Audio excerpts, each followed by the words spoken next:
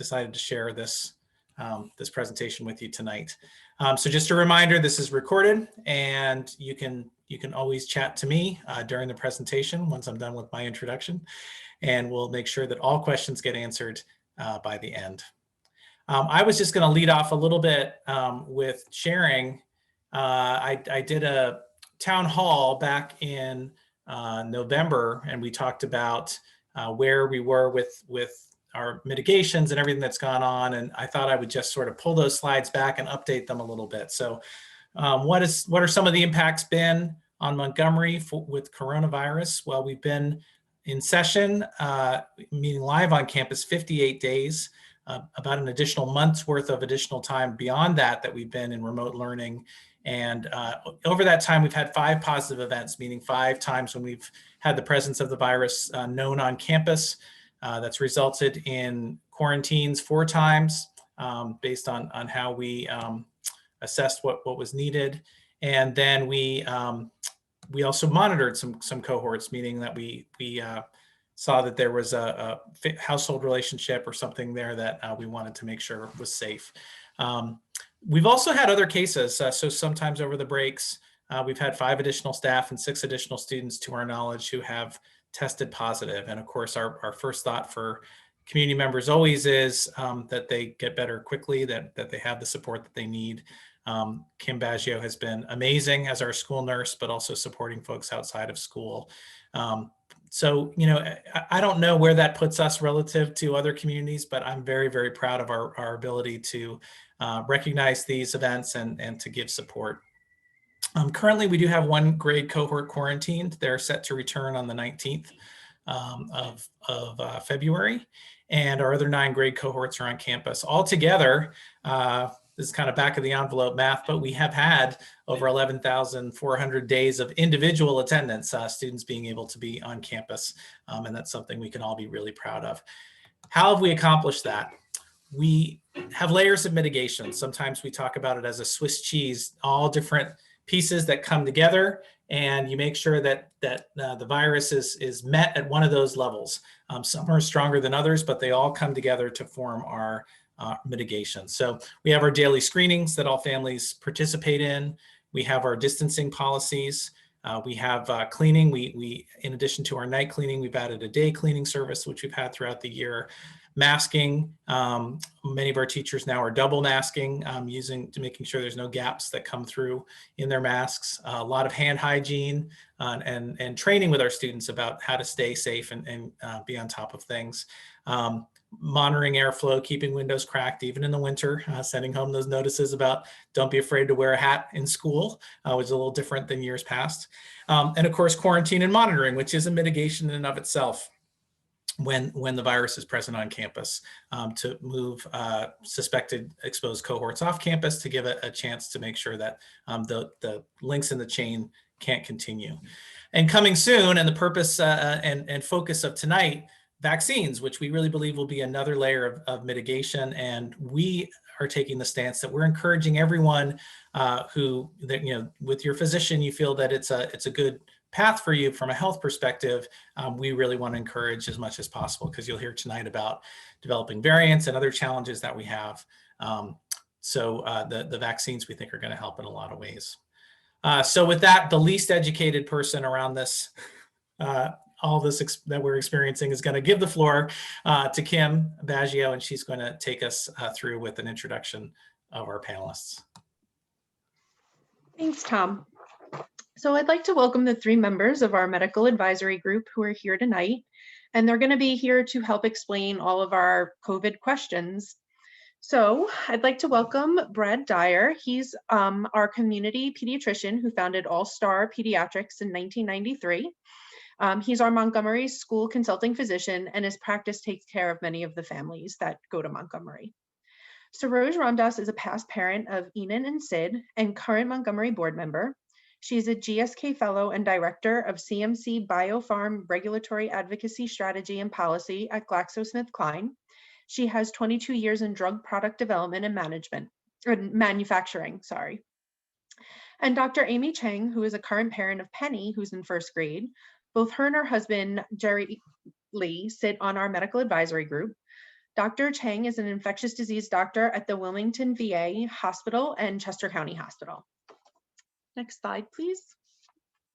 So we hope you are all having a very happy and healthy new year, and we're going to advance. Thank you. So some of the things we'll talk about tonight are the community prevalence, variants, how mRNA vaccines work, what vaccines are out there, development timeline, why you should get vaccinated, contraindications, what reactions are normal, and what is the Montgomery staff doing to support our staff immunizations.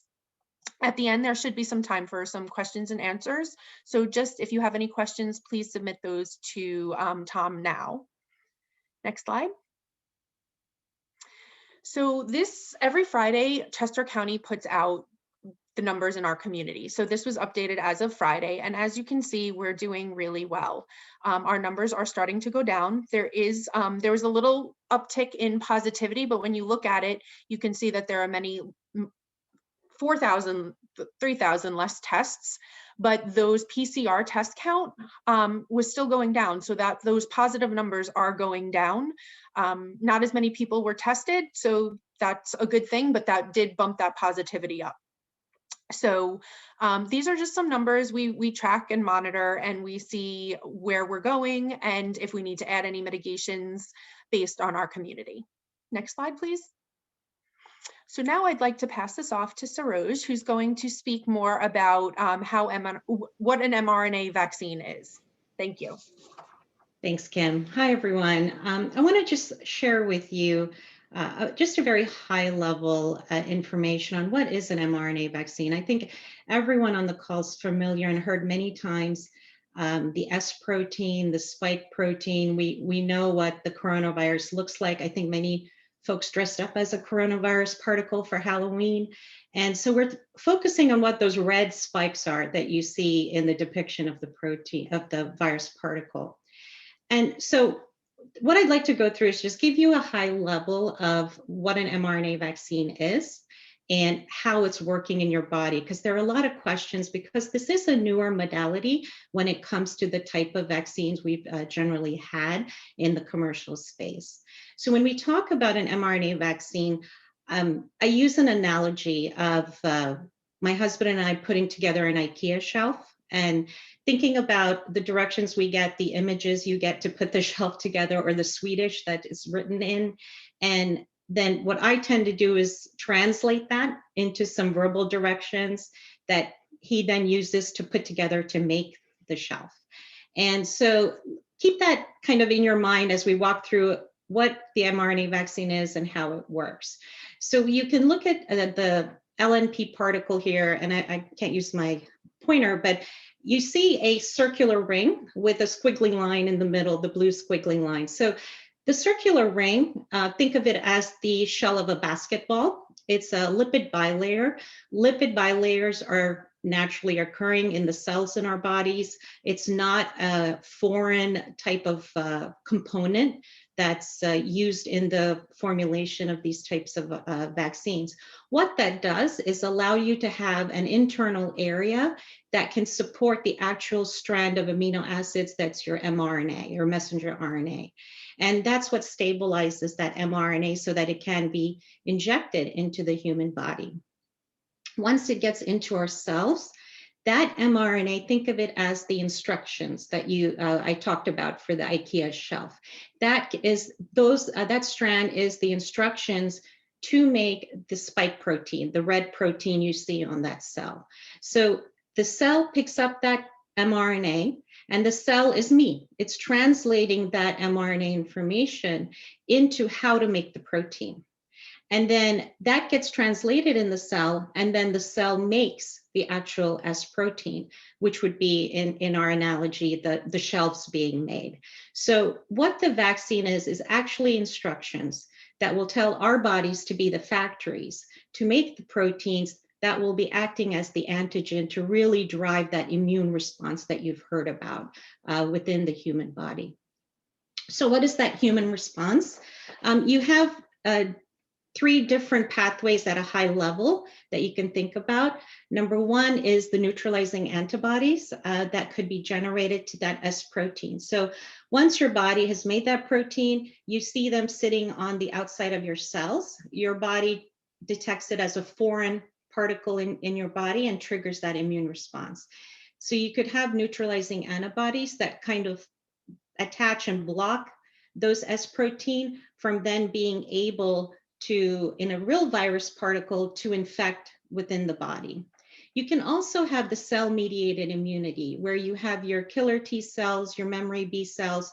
This is more for the longer phase of your immunity response. And so what this does is you generate this a good immunity response, which we're seeing within these vaccines, so that if and when you're exposed to the viral particle, your body remembers that, and it will start to block that particle from moving you to a severe disease state or a moderate disease state. Can go to the next slide. So I get a lot of questions with mRNA vaccines. This is new. This is, is it safe, et cetera. mRNA technology has been around for a while. We've studied this in various other disease states. It's just never been commercialized at this point. So we do have experience with this technology in humans, and many companies are working on developing these technologies for various disease states.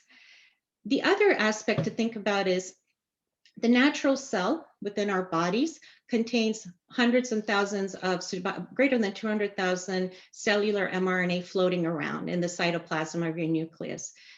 For example, the Moderna or the Pfizer mRNA will be a small segment of that will then go through the natural process that your body goes through in removing that mRNA. So there's nothing in this process that would be different than what your body would naturally go to remove the mRNA. There's also a lot of concern that you're injecting genetic material. Some people might think of it that way. Is this going to impact my genome? Is this going to get connected with my DNA? And you think of all these mutations, and I described it to my kids like you're thinking of about X-Men type of mutations. That's not something that's going to happen here. And why is that? It's because you do not introduce that mRNA into the nucleus where our genomic sequence resides. In addition, you don't have anything that's part of this vaccine that would facilitate any type of that activity. So the risk that you're going to have nuclear access or signals or reverse transcriptase sites is not there. So there's no risk of that happening with this type of vaccine. Next slide. So there's a lot of data and messaging out there on vaccines and vaccine development. I think currently there are maybe over 200, if I remember correctly, companies or collaborations developing vaccines or therapeutics towards COVID. The two ones in green I've listed are the Pfizer and Biontech that you're very familiar with. These have been they're not approved. They've been authorized under the emergency use authorization in the US, which allows them to be administered to the public. They are ongoing, continuing to capture data, and they will put in a full file into the FDA to gain formal approval. And basically what that includes is just gaining more data, real world evidence of the use of this vaccine, in addition to more manufacturing data. I think today they posted that Pfizer has improved their process to go from 110 days down to 60 days. So you can think about the efficiencies that they have now incorporated, which they weren't able to get in place prior to the EUA just because of the speed of getting there. But now they're able to increase that efficiency over time. Some of the other ones I wanted to highlight, you can see in yellow, we've had great news on the Johnson & Johnson. On the 26th, that'll be going in front of the FDA for their advisory board review. I would anticipate an approval in that space. And so hopefully by mid-March, we see trucks rolling out of J&J and supplies getting to our pharmacies. That type of vaccine is different from the mRNA, and it's in a more traditional format and storage and supply chain situation. So you're able to have pharmacies present and deliver that vaccine, and it's a single dose vaccine as well. The efficacy that we've heard at this point, and I'd like to wait and see what the data is presented with the FDA, but it looks to be it's 85% efficacious in terms of mitigating severe disease and moderate disease. And so that's a very promising criteria for that vaccine as well. The Oxford AstraZeneca vaccine has been approved in, I think in the UK and now maybe Europe. Novavax is also in the UK. These are other vaccines that are showing a lot of promise, as well as some increased performance against some of the variants that Kim and Amy will be speaking to in a short while. So all in all, a lot of opportunities out there. There's collaborations happening each and every day. So I feel very confident that I know we're struggling now with trying to get vaccines. We hear stories. I know personally we're going through that, but we can feel confident that there will be a vaccine available. And whichever format is available, it's important that as a community that we take those vaccines if it's advisable by your physician, because that's really going to help with the broader control of COVID. So it doesn't matter which one it is. If you have access to one, take one. Next slide. So I get a lot of questions on, we got this vaccine in 12 months. And historically, I've heard it takes 5 to 7 to 10 years to develop a vaccine. And so what are the shortcuts? What did they do to get us here in 12 months? What I'd like to just walk you through is what traditionally happens in a vaccine development process, and then what actually happened with the Moderna and Pfizer processes, and gives you an idea that shortcuts weren't really taken, but it was more of moving from a series of activities to a parallel way of addressing those activities. So if we can go to the next slide. This is more of a traditional vaccine development, and I've highlighted here 3 buckets. The fourth bucket being the FDA regulatory process. That can even add time. I haven't placed that here, but just keep that in the back of your mind. Traditionally, you have a discovery and a preclinical bucket. That's when we are using the sequence to identify the mRNA sequence needed, what you need to develop within that vaccine space. You have to do some safety studies in animals. Once you get a readout of that data, that's reviewed by the agency, and then you put in an application and you start to make material to go into your 3 clinical phases, as I think most folks are familiar with now. Your phase 1 is your safety in healthy humans. It's a small study. Your phase 2 is your proof of concept. That's within disease state patients, and it tends to be a smaller study as well. And once you get that proof of concept, you then move into the much larger pivotal study that demonstrate efficacy. And historically, between each of these phases, you have time for FDA engagement, application processes, and also working on developing your product and manufacturing your product and scaling that up. And then before you could even launch it in a commercial space, you're looking at your commercial production. So all of this is adding time to that process. Where we are seeing some, and the other piece also for a vaccine development is it's different than a clinical trial for a product in a disease state. If you would use patients who have the disease for phase 2 and 3 and show that it's efficacious. But when you're looking at a product as a prophylactic, you have to present that in a clinical population where the infection is widely happening. So many times for the viruses that in the past that's taken so long to develop is you just haven't had that volume of infection to really get a good statistical readout on the clinical trials. Whereas with COVID, we had a global population impacted and exposed to the virus, which allowed really large number of patients within the phase 3 trial that we had. So that's another confidence booster in terms of the quality of the approach that they've taken. Next slide. So real quick, so think of that previous slide, and what happened was instead of a sequential approach, things were kind of squished together and done in parallel. And so you had the discovery and preclinical development in blue, and as and when you got a readout from that, you moved very quickly into your phase 1 to show your safety profile in humans, and then went into a combined phase 2 and 3 study.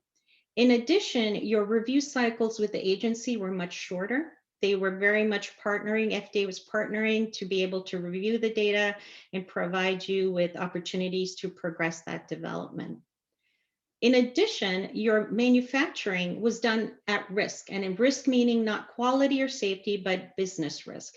So money was put forward to say, even if this doesn't work, we're going to ramp up and develop this product and process, and we're going to start to manufacture large-scale production even before we have the data. In a normal product cycle, businesses wouldn't do that. We're not going to put money out there on something we may or may not work. Whereas partnership with the government allowed some of the companies to be able to do some of that development and manufacturing in parallel to some of the clinical studies. So this allowed us to really, in an amazing feat of science in my mind, move from January 2020, where we got the sequence, to December of last year, where we got the approval, and it without cutting corners and with ensuring safety and efficacy as well. Next slide. So what are these two vaccines? I wanted to just share this to give folks an idea of both of these are very similar vaccines. They're both the mRNA vaccines. They're available. Your Pfizer vaccine is available to 16 and over, and Moderna is 18 and over. They both require 2 doses. And they both are stored in frozen temperatures. Pfizer's is a little more challenging in terms of the extreme cold store, whereas Moderna's, it's a little bit more manageable from a supply chain perspective. These vials, there are multiple doses in a vial. So if you think about I don't know if folks have experienced, yeah, my wife went to get her shot and then I'm not in group 1A, but the guy was like, we need to give this or we're going to have to toss it out. So do you want to get the shot? You know, there have been instances where people have gotten the vaccine because they had to use up those doses instead of wasting it. And so once you pull it out of the freezer, you have a finite time to use these doses. So organization of how this is delivered and how you sign up is very key to make sure we're not wasting material. So what is in the components? I've heard people say, I'm not taking this. It's got all sorts of really interesting stories out there about what's within these vaccines. These components are nothing out of the ordinary. The lipid nanoparticle are slightly different in the 2 vaccines, which is where you may see some of the differences in the pain on injection, especially with the second dose of Moderna. But it's also why you see some differences in the storage temperature as well. It's because of the characteristic of those lipid nanoparticles. But the other components are really sugar, various buffering salts, and water. So there's nothing in here. If you look at a list of your monster drink versus what's in here, I would be more worried about what's in that monster drink compared to what's in here. And we feel very comfortable. Many folks feel very comfortable in drinking monster drinks, right? The main messaging here is it's really nothing that is of a significant concern from a safety perspective. These are very much components that are part of our systems or similar to our systems that we have in our body. Next slide. So I'll wrap up before I hand off to, how do we know they're effective and safe? As I mentioned, we had the opportunity of a large volume of infection occurring globally. So these phase 3 trials consisted of 40,000, 30,000 volunteers. These groups were split to one group had the vaccine, one group had the placebo. And you can see in the Pfizer trial, we had 170 COVID cases that were noted within the 43,000 volunteers. And in that, you saw that 162 of those are in the placebo group and 8 cases were in the vaccine group. And then out of which of the 10 severe cases, you have 9 in the placebo, 1 in the vaccine group. In the Moderna, you saw similar efficacy, but you also saw that all the severe cases were in the placebo group. So I think one of the key messages that I would like everyone to take away is we are vaccinating to help minimize a severe, moderate or severe disease state if you're infected with COVID. We don't have the data as of yet to know that if you're vaccinated, you're not going to be able to transmit the disease, or that you will test negative to the disease. But what we are seeing is that if you're vaccinated, the likelihood of you developing moderate or severe disease that requires hospitalization is very low or zero, depending on the type of vaccine. And I think that's a key takeaway. And the last point I'll make is the FDA required each of these companies to have a 2-month safety evaluation following the second dose. And what this allowed is the agency to see if there are any, I'll call it midterm effects, because within vaccine development, historically, we tend to see severe reactions or side effects within 40 days of administration. And so with that historical knowledge, they established a 60-day window to be able to capture any of that type of effect within the clinical trial. They didn't have any significant serious side effects in that window. So that has allowed them to then move forward with the EUA. The Johnson & Johnson vaccine is following a similar pathway in terms of having that 2-month safety data review. And next slide. I think I'll hand it over to Kim. Yep. Thank you, Saroj. Yeah.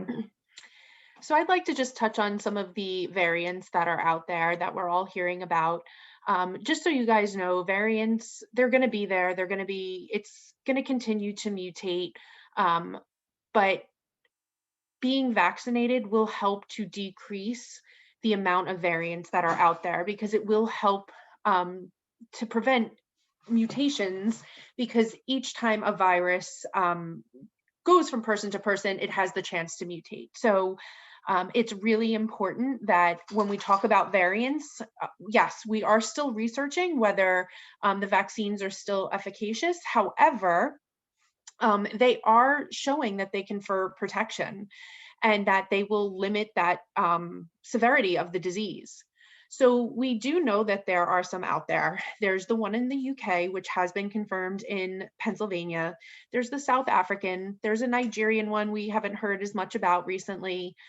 There's some talk about one possibly arising in Ohio, California, and Brazil. So with the South African and the UK, they are showing that it is possibly more transmissible. And then with the UK, there is some talk about it possibly being more severe. Remember, this is really ongoing, all of this research. So sometimes even from day to day, we get new information hour to hour. And then with the Brazil one, they are showing that there is possible some reinfection, but I want to say that possible because it was believed that Brazil really had herd immunity and that there was a large portion that had already had the regular COVID-19, not any mutant. But what happened is Brazil had this surge again. So they're really questioning whether all of those people, there really truly was herd immunity. So we need to take a lot of this information and we need to realize there are going to be variants and that we are going to just deal with them. And viruses are mutating to survive usually, not necessarily to do more harm. And that when we think about some of these other countries and we saw these surges, They were unlucky in the fact that vaccination hadn't started yet. Here in the US, as these variants are arising, we're already starting that vaccination process. There have already been people who have had COVID-19, so they already have some antibodies. So we are in a better position than some of these other countries were when these variants popped up. Next slide, please. So we are going to talk about why you should get vaccinated. And I'm going to let Dr. Chang take over from here. Thank you. Hi, thank you, Kim. So I'm Amy Chang, one of the infectious disease doctors at the Wilmington VA. And I am here to give you a little bit more information on the vaccine. If you have questions, please feel free to type them in the chat to Mr. McManus. Part of the reason we're giving this talk is we want people to have as much information and feel comfortable to ask questions. If there's no silly questions, I'm sure if there's a question you have, it's something that somebody else has also been wondering too. So I wanted to start out by talking about why you should get vaccinated. The first and foremost reason is to reduce the risk of getting sick from COVID and potentially having long-term unwanted side effects from infection and also from developing severe disease. Another reason is to hopefully move the community closer to herd immunity, and something that all of us want is a return to a sense of normalcy. And we also hope that mass vaccination will help to protect our family and community members who are at high risk. Next slide. So this is a slide that is taken from the CDC website. The CDC website, I encourage you all to check it out. It has a lot of information and good information, and it's structured in a really easy to read way. This slide depicts vaccinations to date in the United States. So between the Pfizer and the Moderna vaccines, which are the only two COVID vaccines currently that have EUA approval, there's over 40 million doses that have been given by now. And it's really been ramping up. I looked at this information about 2 weeks ago, and the vaccinations have more than doubled, I believe. And to the right, you see a graphic of the United States, and it depicts total doses administered per 100,000 population.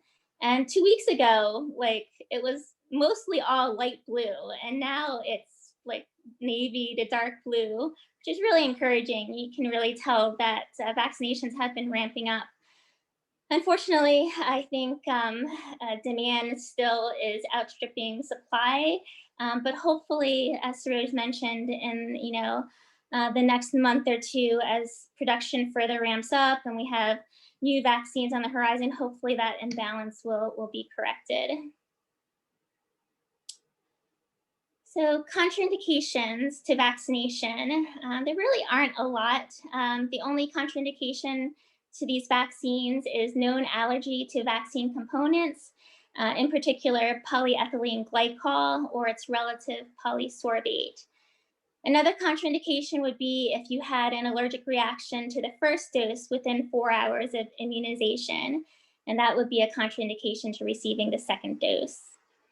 In general, history of environmental or food allergies are not a contraindication. I know when the Pfizer vaccine first rolled out in the UK, there were some reports of anaphylaxis which made the news.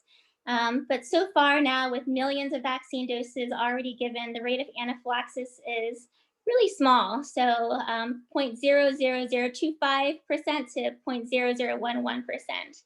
And none have been fatal. So very, very rare occurrences. And then the cases of anaphylaxis that did occur, the vast majority of them happened within 10 minutes of getting the vaccine. So that is why after you get dosed with the mRNA vaccine, they do ask you to wait for at least 15 minutes. kind of, out of an abundance of caution.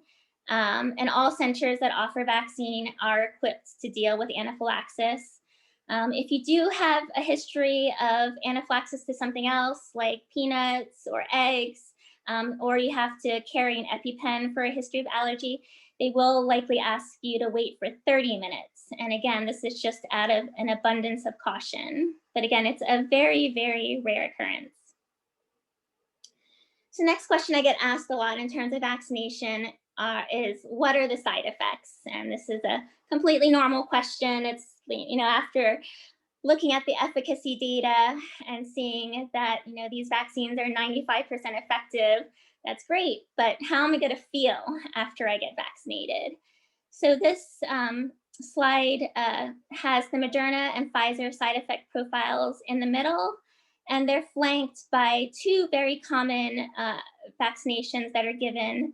On the far left is the shingles vaccine, Shingrix, and on the far right is a common flu vaccination, a seasonal flu vaccination that's given every year. So the most common side effects after vaccination are going to be local pain, which basically means a sore arm. Next most common side effects are going to be the myalgias, which are kind of, body aches, achy feeling, fatigue, headache. Some people do get fevers or chills. For the most part, these side effects are fairly short-lived. Usually within 48 hours, they're gone.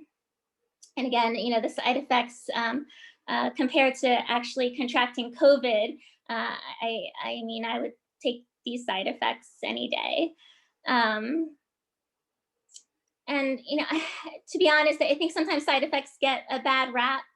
The sore arm that you feel, the myalgias, the fatigue, they are a sign of your body doing exactly what it's supposed to be doing. It's doing, Saroj showed that picture of what the mRNA vaccine does once it, gets taken up by your cells.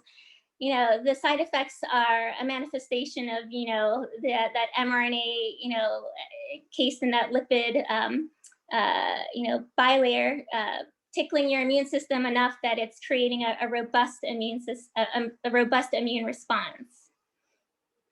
Next slide.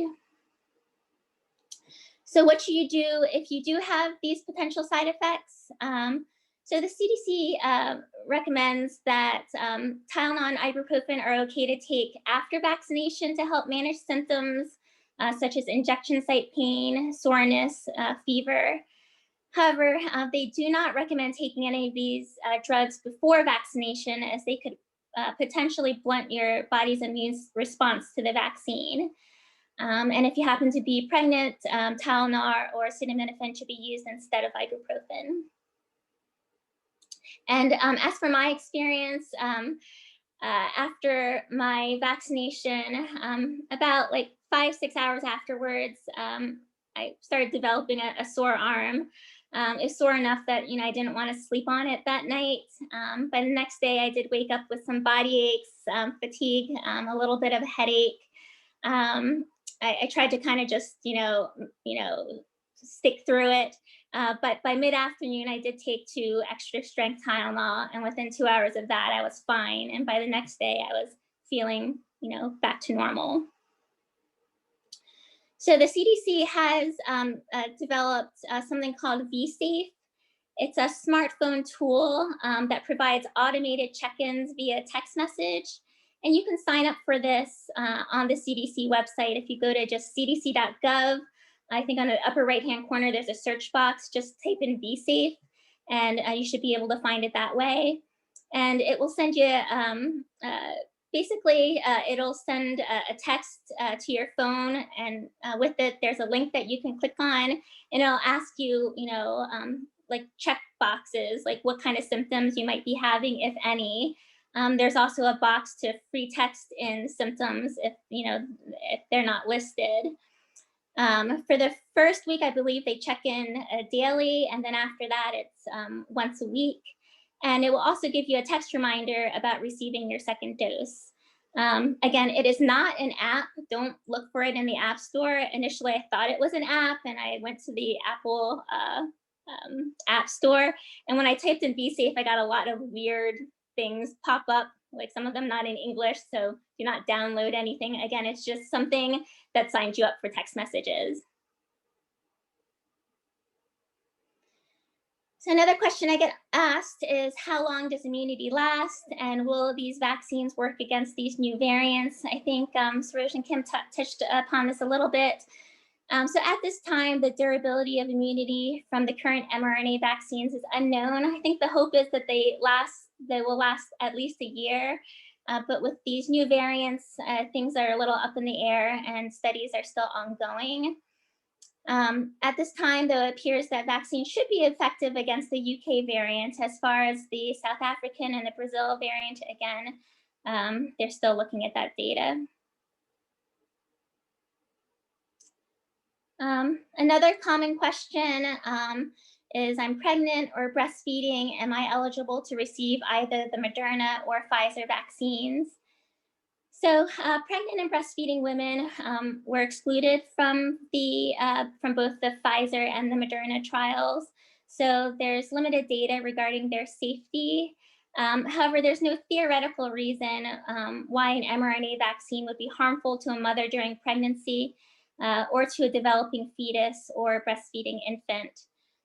The CDC has advised that pregnant and lactating women could be offered the vaccine, and if they choose to be vaccinated, they should have that choice. And this advice is shared by the American College of Obstetricians and Gynecologists, as well as the Society for Maternal Fetal Medicine. And part of the reason for this is similar to influenza. Pregnant women who contract COVID may be at risk for more severe disease. So I encourage, if you are pregnant or breastfeeding, to just have that discussion with your physician, because not everyone's risk level is the same in terms of COVID. You know, for instance, a pregnant woman who's a nurse in a busy ER has a much different risk than, for instance, maybe someone that can telework from home. Next slide. So another thing that's been out there is, but I've heard that the mRNA vaccines can produce antibodies that attack the placenta and cause infertility and sterility. Is this true? So thankfully, this is not true. And this is not anything that was ever a concern of the medical or scientific community. I think this is something that cropped up on like some social media sites and the internet. And it's based on the false claim that the SARS-CoV-2 spike protein looks similar to a protein called syncytin-1 that can be found on the human placenta. And so the, the concern was that antibodies produced from the vaccine then can mistakenly attack the placenta. So the similarities between the spike protein and syncytin-1 are very small. The spike protein is over 1,000 amino acids long, and the similarity is, like I said, very small, about 4 amino acids. And for real cross-reactivity to occur, you have to have at least a 50 to 80 amino acid similarity. And not only that, proteins aren't just, linear strings of amino acids. They get, conformed into origami-like shapes. So it really takes more than just a similar sequence for a cross-reactive antibody to occur. And I heard a scientist explain it in this way. It's like taking your infant's hand and mistaking it for a chicken's foot. Like, you would never do that because they look nothing alike. Next slide. And so as an added layer of reassurance, as of the end of January 2021, over 15,000 pregnant women have enrolled themselves in that Be Safe text alert program. And so far, no adverse safety signals have been identified, which is, again, very reassuring. Another question I get asked is, I already had COVID. Do I need to be vaccinated? Aren't I already immune? Lately, I've been getting that question asked a different way, and I have a lot of patients that are telling me, I had COVID, it was the worst experience, I never want it again, when can I get vaccinated? So I usually tell those patients reinfection with COVID-19 is rare in the first 90 days. And so you can choose to defer vaccination during this 90-day period. However, if you want it, there's no contraindication to getting it. So as long as you've recovered from your acute illness and feel well enough and are out of your isolation period,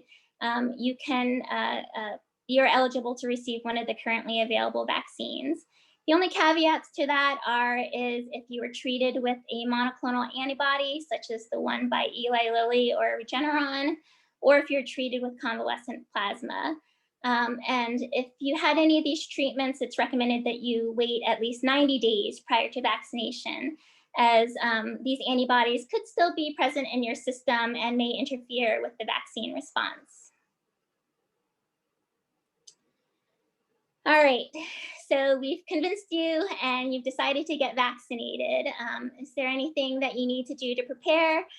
What kind of things should you expect? So in terms of scheduling, it's recommended that you not get any other vaccines either 2 weeks before or after you receive your COVID vaccine.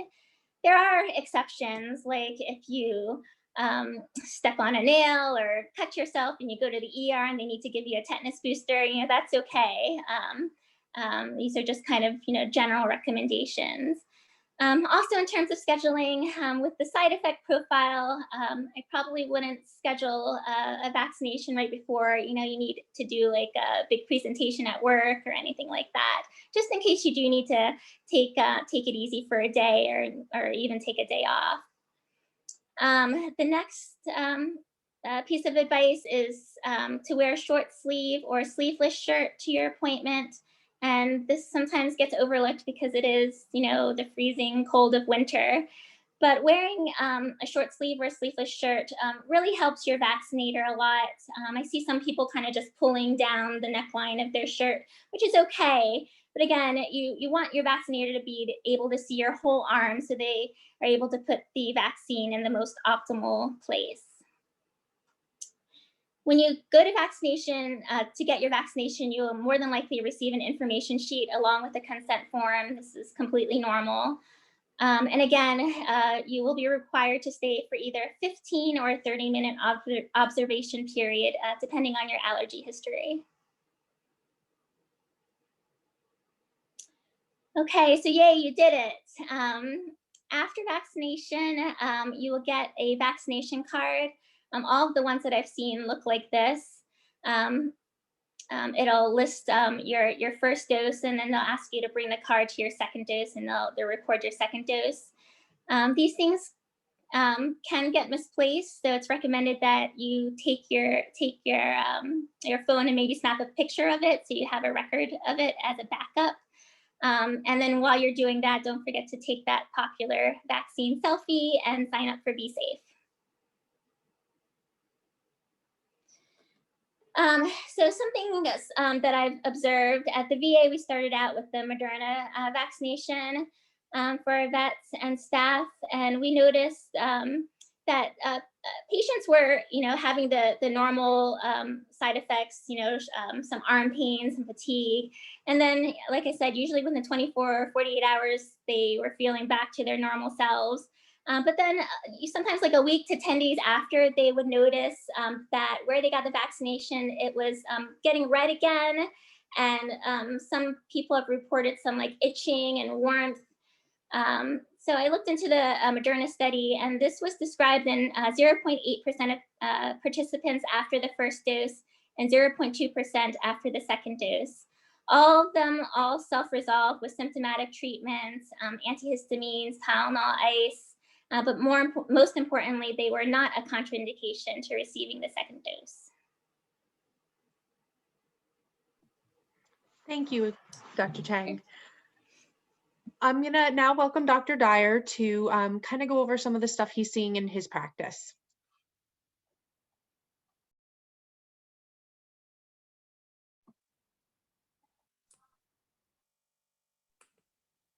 There we go. Can you hear me?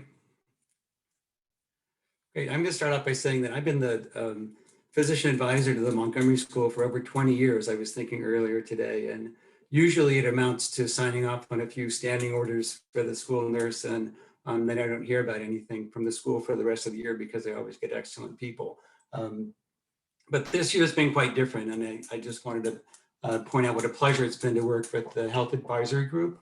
Kim and Tom have been amazing, but working with Saroj Ramdas, Amy Chang, Amy Smith has just been incredible. So all year long, we've been meeting every couple of weeks or so to go over the data, just like the data that you saw before, and making big decisions about when to go back to school, how to isolate, how to respond to positive cases, all these sorts of things. And it's been really impressive. I'm so glad that these people are on the team that are really helping me out and helping the school make those decisions. So thank you to you guys, and shout out to you. Anyway, the experience at All-Star Pediatric so far, All-Star takes care of close to 10,000 patients nowadays. And we start at birth and we go through 21 years. We've certainly seen a lot of COVID cases or heard about a lot of COVID cases. We're trying to keep them out of the office at all, if at all possible. But our experience has been that, just like with the rest of the country and everything you've been hearing about on the news, we've had lots and lots of cases in the area. But fortunately, in our patient population, none of the patients have been really sick. And certainly you get sick and you get flu-like, but by and large, most people have gotten a little bit ill and then get over it really quickly. We've had no patients hospitalized, which I think is fantastic. And that, I think, speaks to the experience nationwide too, that children by and large, though some of them can get very sick, by and large, it's a milder illness to them, and they do quite well with it. Most of what we're doing is phone work and trying to do what we call traffic work. So we're sending patients for testing when it's indicated. We're discussing symptoms. We're trying to figure out isolation, protocols and quarantine periods for people that may have been exposed or people, that actually have tested positive and so forth. And it's more the logistics that's been the burden for us than actually managing patients that have been really sick. And then also, making sure appropriate precautions are taken after someone's been diagnosed. So, but by and large, I just wanted to give a shout out to the group, and I think that they've done a fantastic job. We really looked at the data, and I at one of our earlier meetings, I did bring along a friend to kind of come along with us. I'll share him with you again now. Dr. Fauci has been our guiding source too for data, and hopefully the Montgomery community feels that as well, that you really are in good hands, and these decisions aren't being made just willy-nilly. They're really being made with a lot of experience and a lot of data behind them and a lot of guidance. So with that, I think that's my only slide, Kim, is that right? You have two more, but that's okay. Okay. So transmission of COVID in schools, fortunately, data continues to accumulate. That when schools are doing the right thing, transmission from student to student, from student to staff, and from staff to students is relatively low. And kudos to Montgomery, because that's been the experience. There have been a few cases and so forth, but it hasn't taken over the school. Things haven't been, you haven't had to close down because cases have popped up and overtaken entire classrooms. And that's because proper precautions are being taken. And that's really the experience, both nationwide and really worldwide, is that school, while it's a riskier behavior than sitting home and not doing anything, if proper precautions are taken, can be a very safe environment. Going forward, I think that as we get into the next phase where people are getting vaccinated, we start seeing, fortunately, these numbers are coming down and so forth. We just hope that people don't let down their guard, and which is what you're hearing from the CDC these days. Don't let down your guard. Continue vigilance and adherence to standards is what's going to get us through this. Certainly, we're going to be wearing masks for the rest of the school year and possibly into next school year. And what's going to determine that is the numbers and the data that we get. But it's too early to say, okay, we're over the hump and everything's going to be fine now. Again, my next comment was I'm really looking forward to getting the teachers and staff all vaccinated as soon as we can, so that we can give you that extra level of security there. And my quick thoughts about COVID vaccines, as you know, also pediatrics were big vaccinators, and pediatricians in general are big vaccinators because of the preponderance of scientific information proving their benefit. We fully support getting vaccinated in the vaccine campaign. And even though there are no vaccines available yet for children, we're looking forward to when that data comes in. patients have asked me a lot, when the vaccine, well, this is back in the spring, when the vaccine comes in, would I get it? And my comment was always, I'm going to look at the data first, and then if the data looks good, I'm going to get it. And the data is, is amazing. Any vaccine with over a 90% efficacy rate is amazing. And for us to be able to do it in as quick a time as we can is really, just shy of a miracle. We're looking for that same, evidence in children. But again, we need to see what the data is like in kids before we go ahead and recommend that. We don't assume that there's going to be anything different about a pediatric population than the adult population. But again, until the numbers come in, we can't really make that recommendation. There are a number of different companies, involved in trials, but I don't think that any of the data is going to be back before, I want to say July or August, and Saroj may have a better feel on that than I do.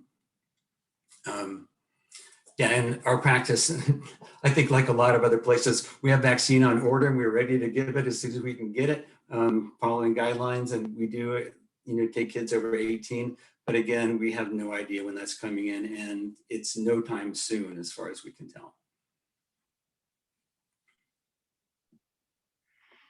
Thank you, Dr. Dyer. So we're just looking ahead, we spoke about the pediatric vaccines not being available at this time, but hopefully we'll have them soon. We're going to continue to wear our masks, wash our hands, use social distancing. We do not know yet if there's enough evidence. We don't know whether vaccination protects against asymptomatic infection or transmission. So we really still need this Swiss cheese layer to keep COVID out of our community and to keep us all safe.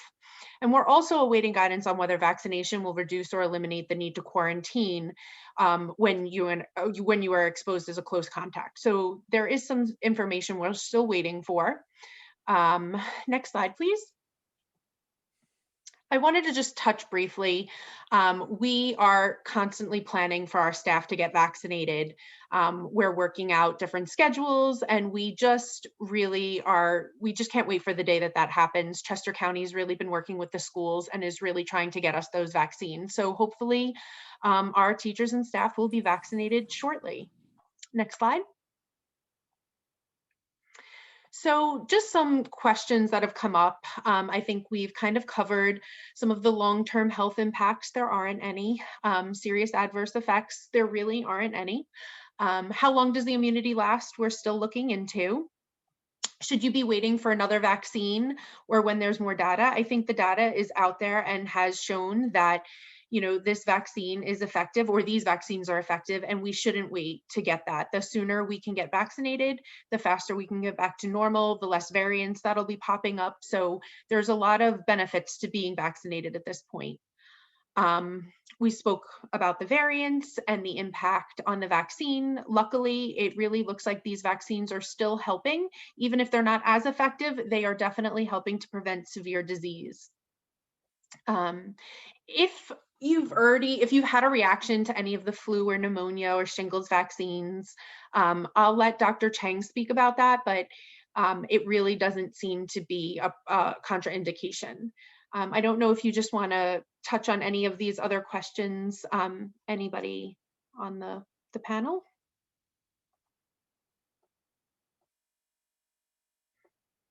All right, well.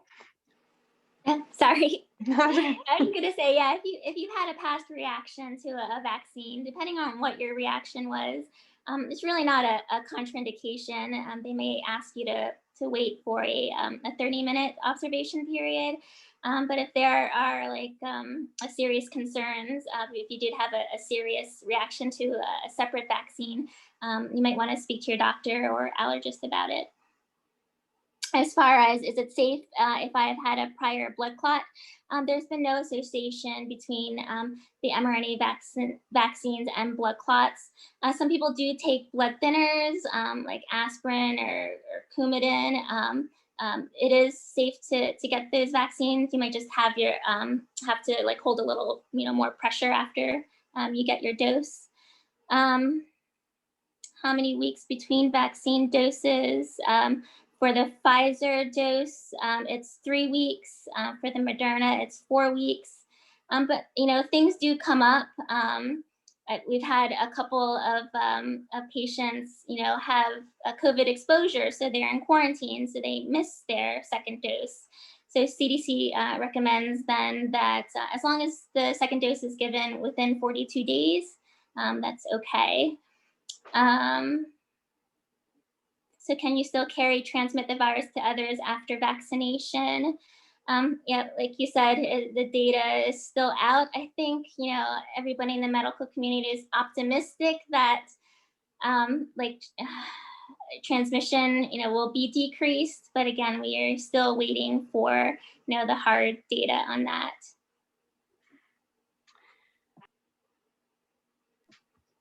I just wanted to touch on the fact that sometimes we're also asked if you get the Pfizer and there's no more Pfizer, can you get the Moderna? You must get 2 doses of the same vaccine. They're not interchangeable. So I just kind of want to put that out there as well. Most of the places that are giving the vaccine, you make your second appointment right then and there so that there's no trouble there. I know with Chester County, if you do get an appointment, that means they have 2 vaccines for you with your name on them so that they can give you that second dose. And then this was if symptoms arise due to the vaccine, do you need to quarantine from school or work? Obviously, if you have a fever, you should not go to school or work unless that is has resolved. But it doesn't necessarily mean that you have COVID or you need to go into a quarantine. We would just say, definitely, if you're experiencing any side effects or you have any questions, definitely contact your doctor to find out what the next steps would be. And I'm going to turn it back now to Mr. McManus. Thank you. Thank you, panel. That was amazing. I have 3 questions in my chat and would welcome more if folks want to send them, but we'll start with what's here. The first question was, will the COVID vaccine be a requirement for attending school in the future? And I would say short term, we don't believe so, in terms of next year. Firstly, because the vaccines that are available now have only been provisionally authorized. So, before we would move to making an institutional requirement, we really want to make sure they've gone through all the entire process. And I think most institutions are thinking that way. We do know that there are vaccines and there are legal rules in terms of like what should be provided for a child to attend school. That COVID may be included in that in the future, and we would certainly adopt what the guidance is in those areas. Right now, our stance both for employees and for families is if it, again, in conversation with your own physician, if it's available to you, to take it, and we highly encourage it. So encouraged but not required for participating in the Montgomery community.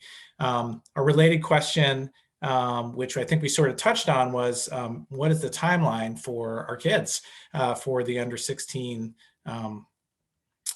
vaccine? And I don't know if we have any more kind of sense of or projection of what the timeline might be on that process. Saroj? Yeah, definitely, as Brad mentioned, we're anticipating some data to read out this summer.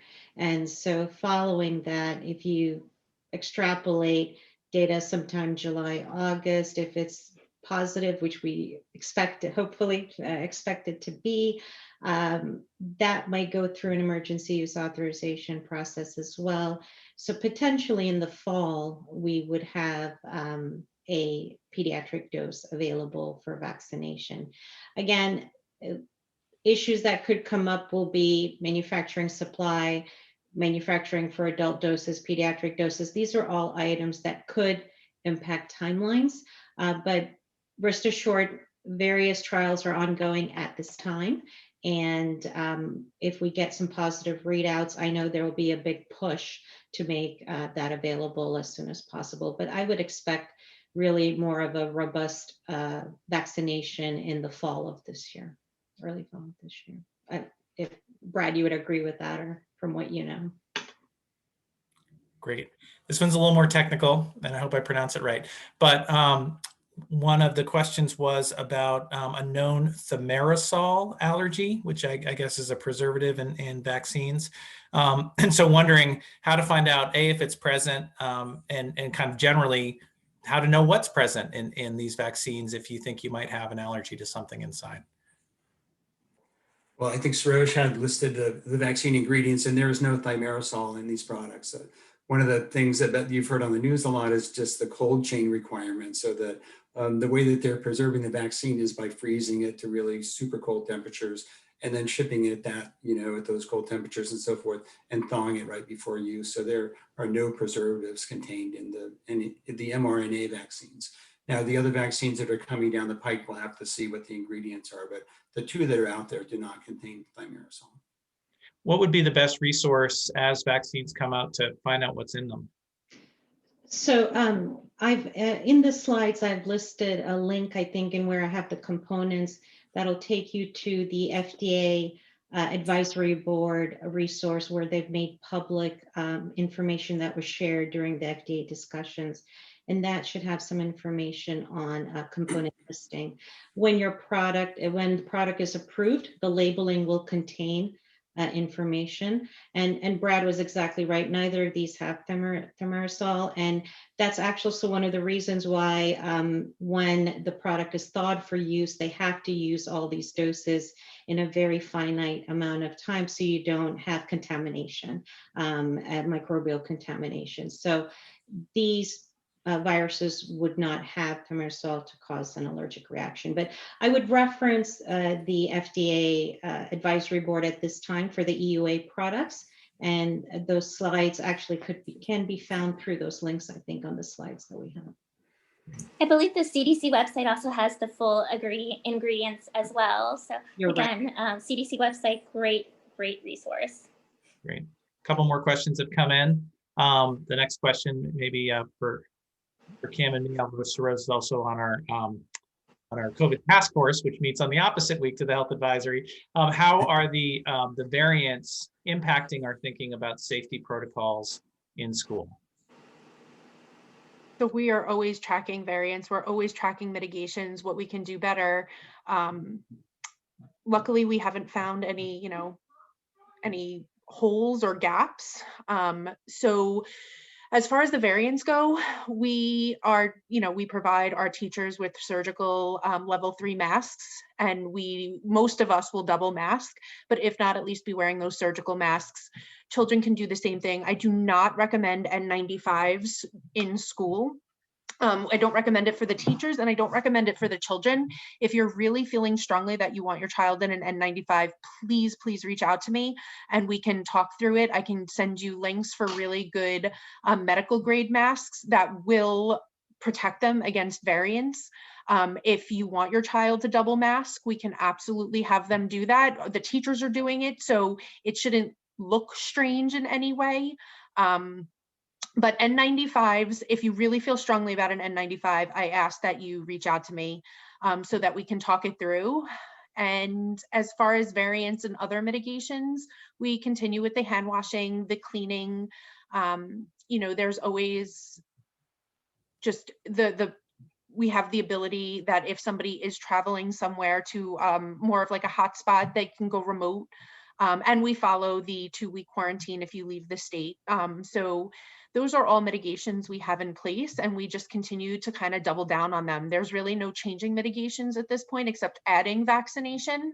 But there's really, we're just really sticking strong with what we have right now because it is working, and it is really proven numerous times to work, which is great. Good. The question I have here is, will your staff be required to get vaccinated? So again, sort of with the similar caveat that we're not in a place that it's advisable to mandate.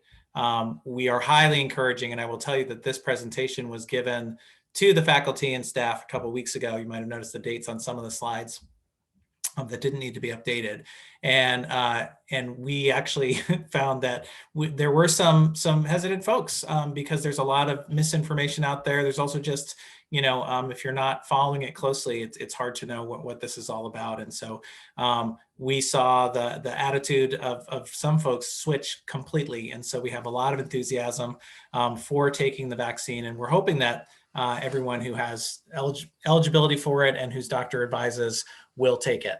At this point, again, strongly encouraged but not required. And again, who knows what the future will tell us as those things become a little bit more commonplace. New question. Thank you. Let's see, it's a little long here.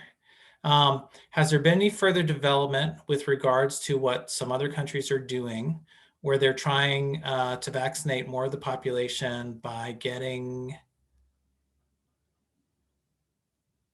them at least one vaccine and not following the timeline outlined in the vaccine companies, right? So there was some conversation about forget about the second dose, get everyone a first dose, right? What is the efficacy after one dose? There's such a limitation in getting vaccines. Do you think they will move to that stance, which ultimately changes the overall efficacy? Great question. Well, I can start off and then maybe hand it over to our physicians and Kim. So currently, I believe it was the Pfizer study had some interim data that showed that efficacy was really around 50% or so with the first dose. And so when you followed it with the second dose, you were up to 95%. We've also started to see now that there's some increased efficiencies being put forward with the manufacturing processes that would allow them to manufacture more doses in a shorter amount of time. So I don't see a significant driver. And thirdly, I'm sorry, as the J&J vaccine comes into the mix, so to speak, we're adding in another arsenal in the vaccine toolkit. So I would lean towards we follow the 2-dose regimen. And when the J&J vaccines come into play, you have that alternative vaccine as well, which would be a single dose. We've had some discussions in the industry space about some of the initial thoughts on let's just get all the doses out there, vaccinate everyone, and then if and when we get the second, that'll be great. But my hope is that with the J&J coming online, with some increased efficiencies in the production, with support from the government, maybe to get some of the lipid nanoparticle, the component piece of it addressed, that may not be a strategy we'd need to take. Personal opinion, I think. Here. Yeah, no, I agree with you, Saroj. I think it's safest to give the vaccine how it was studied. I mean, after the first dose, the estimates are, anywhere to like 50 to 90% effective, but we don't know how long that lasts for. After 3 months, that effectiveness could plummet. But we do know that after the second dose, the amount of neutralizing antibody that you produce is very high and appears to be durable. And especially in light of the variants, having that cushion of like a robust immune response after that second dose is, I think, really important when you're talking about these variants. No, and I'll agree with that too. I think that it's just the supply is so low right now. I'm trying to roll it out and get it into everybody. So people are panicking because they can't get a vaccine in their arm. I don't know that, giving, more people half immunity, 50% or 60% is necessarily better unless we know that a lot more vaccine is coming. But it comes down to sort of a population study essentially. But I'm with Saroj and Amy that I think we try to stick as closely to the schedule that the vaccines were studied in terms of how well they work, and so I'm supporting that as well.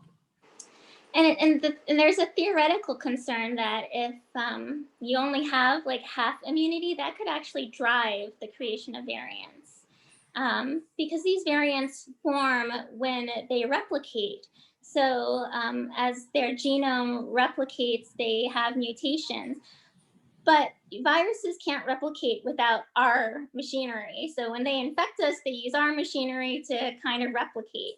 If they're only getting like dazed a little bit, then that gives them a chance to replicate more in us and create more mutations. Whereas, if we have a more robust immune response and we tackle them right away and get rid of them, they don't have that chance to mutate.